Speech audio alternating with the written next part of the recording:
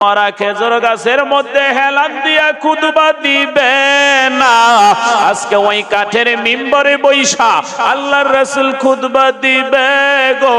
আল্লাহর রাসূল আরবি সাল্লাল্লাহু আলাইহি ওয়াসাল্লাম মরা খেজুর গাছের মধ্যে হেলান দিয়া খুতবা দিতেন। নবীর এক আশিক মহিলা এই দৃশ্যটা দেখা বড় কষ্ট লাগছে। আল্লাহর রাসূলের কাছে আয়েশা বলে, ও পয়গম্বর, আপনি মরা খেজুর গাছের মধ্যে হেলান দিয়ে খুতবা দেন, আমার বড় কষ্ট লাগছে। আপনি যদি অনুমতি দেন আমি একটা কাঠের মিম্বর বানাইয়া দিব। আল্লাহর রাসূল অনুমতি দিলেন। ওই মহিলা কাঠের মিম্বর বানায়া মসজিদের মধ্যে পাঠাইয়া দিছে।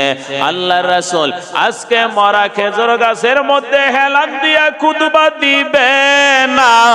আজকে ওই কাঠের মিম্বরে বৈশা আল্লাহর রাসূল খুতবা দিবে গো।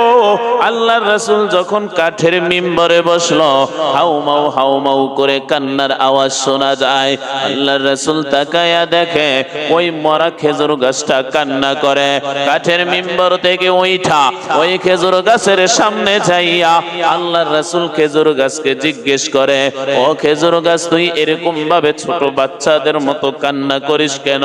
ওই খেজুর গাছ বলে, পয়গম্বর, এতদিন আমার গায়ে হেলান দিয়ে খুতবা দিতেন, আজকে আপনি ওই কাঠের মিম্বরে বৈশা খুতবা দিবেন, এটা আমার বড় কষ্ট লাগতেছে গো পয়গম্বর। ওই খেজুর গাছ কান্না থামাইতে পারে না, কান্না থামাইতে পারে না, ছোট বাচ্চাদের মতো কান্না করে।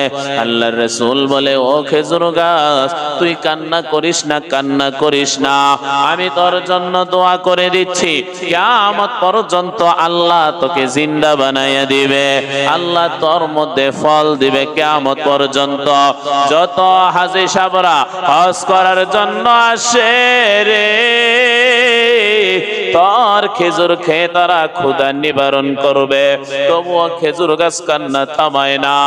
ওই খেজুর গাছ যখন হাউমাউ করে কান্না করে, আল্লাহর রাসূল সাল্লাল্লাহু আলাইহি ওয়াসাল্লাম ওই খেজুর গাছটাকে এরকম ভাবে ছড়াইয়া ধরছে, যেমন কান্না করলে ছোট বাচ্চারা কান্না করলে মা সান্ত্বনা দেবার জন্য ছড়াইয়া ধরে, আল্লাহর রাসূল ওই খেজুর গাছটাকে এরকম ভাবে ঝরাইয়া ধরছে।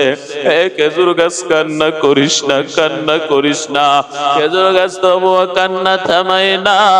আল্লাহর রাসূল বলে, খেজুর গাছ রে, তোর জন্য আমি দোয়া করি, জান্নাতে তুই আমার সাথে থাকবি।